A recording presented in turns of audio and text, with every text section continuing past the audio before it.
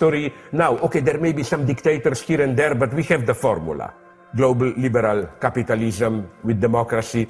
E anche nel sistema capitalista, In the capitalistic system, economical inequality is acceptable.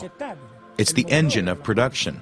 So, the political organizations and the state have to guarantee this inequality because theoretically, inequality brings richness. The fact of the corruptions and the abuses of power that are all legal.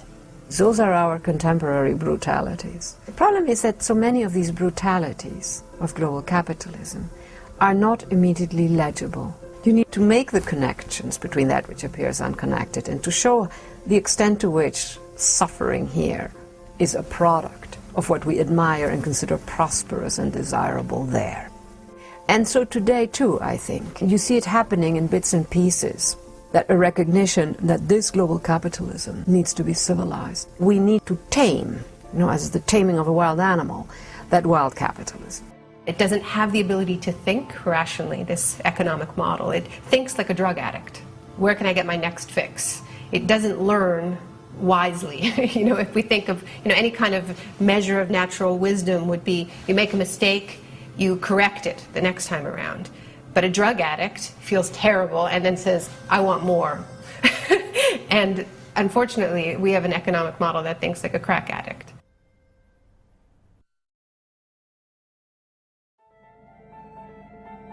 The Earth, just like a human, occasionally gets fevers in the course usually of dealing with an infection or some problem that has occurred.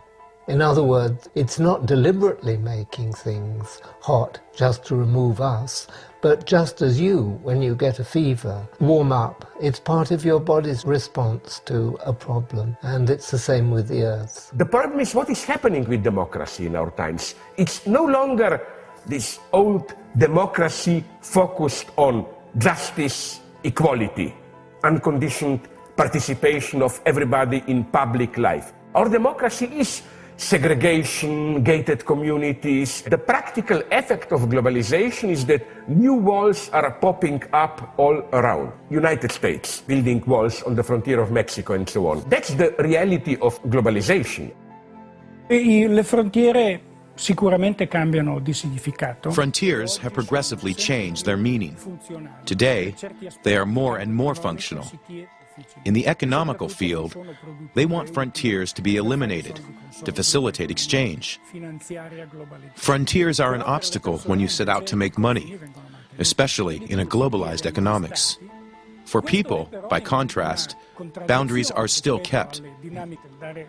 This is a contradiction with respect to migrating dynamics.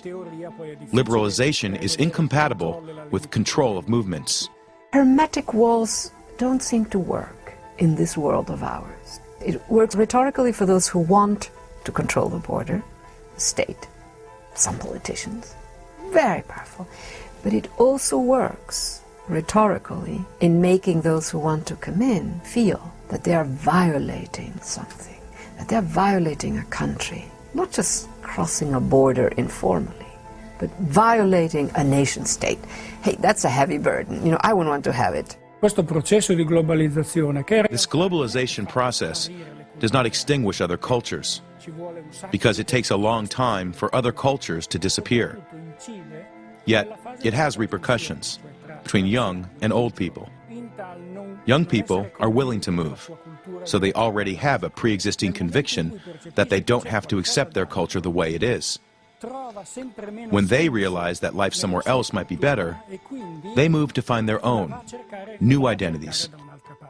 We all belong to some form of culture. We absorb this culture through the education that we receive in childhood.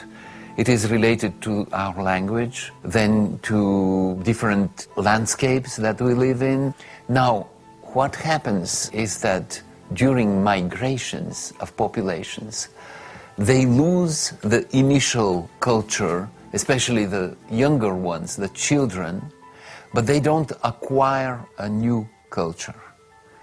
Now, this is, of course, a huge danger, because it is the destruction of their humanity.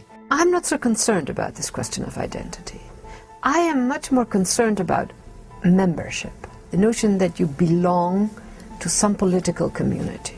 When it comes to migrants, to asylum seekers, to refugees, if you're miserable, then you are in fact robbed. Your identity doesn't translate. You become invisible, you become a number, you become a problem. I think we've abandoned a notion of development that is about steady progress that involves building infrastructure, putting in electricity, phone lines, water, building schools. More and more in my travels, what I see is what I call the global green zone, where you have a sort of a bubble where the internationals are and their local partners, right, working with NGOs. So instead of infrastructure, you have an absolute kind of apartheid system of the people with the generators, the bottled water, the cell phones, an expensive, totally privatized infrastructure, and then surrounded by this chaos. This is maybe the future that we're seeing here, the global green zone. Cities have always had walls, but they were invisible very often. What is interesting today is that the walls are deeply perforated. The walls are not working. So the next step is, of course, all kinds of securitizing, the weaponizing of urban space, the weaponizing of luxury buildings. The gated community is, in a way, the most extreme form. But the weaponizing of urban space is in full, it's totally there now. I see this also in a future scenario. I think that the real walls are going to be invisible walls. But if you cross them, you will know it and they will know it. And that to me is a much scarier scenario.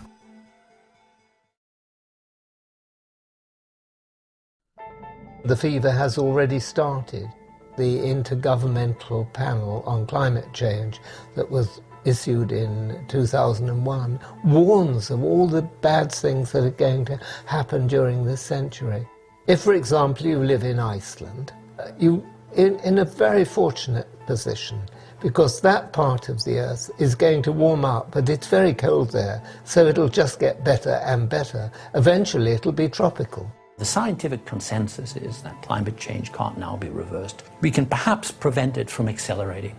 But even if the whole world stopped using fossil fuels tomorrow, even if the whole world stopped further destruction of forests and rainforests and so on, there's 100 or 200 years of climate change in the works. And more we see the progression of this economic model through disasters. So we're now in a cycle where the economic model itself is so destructive to the planet that the number of disasters are increasing, both financial disasters and natural disasters. But if we think about hurricanes, earthquakes, they've increased dramatically in recent years. In the past 20 years, the number of market crashes has also increased.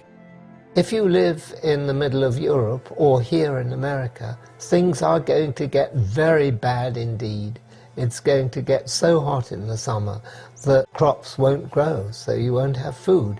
And you won't get it from the rest of the world either, because they'll all be under the same kind of drought conditions. What will happen, I think, is there'll be mass migration. We're looking at a system of climate apartheid. The waters are rising, and some people are going to be left to drown, a lot of people. There will be people who will be able to drive out. Not everyone will die. And those people will build their global green zone where Alaska, but this isn't a joke. This is, land in Alaska